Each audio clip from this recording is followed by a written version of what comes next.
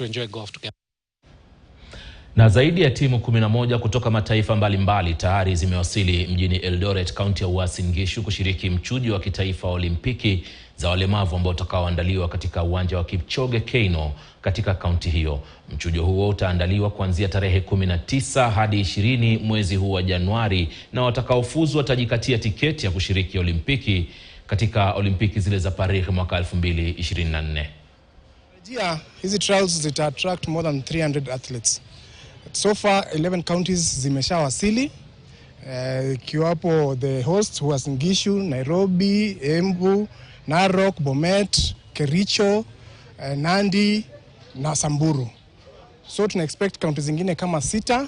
So in total tuna expect karibu county 18, 19 na over 300 athletes ambao watashiriki kwa track and field events. Kuna world champions ambao tunatarajia watakuwa kesho na wengine wamefika, kama Nancy Chelagat ambaye ni world champion kwa 1500 meters T11, vile vile ndio world record holder.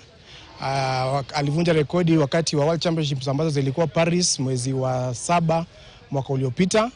Pia vile vile tuko na Margaret Waithera ambaye tayari pia amequalify kwenda Paris. Yeye pia ni champion. Tuko na Wesley Sang pia amesha qualify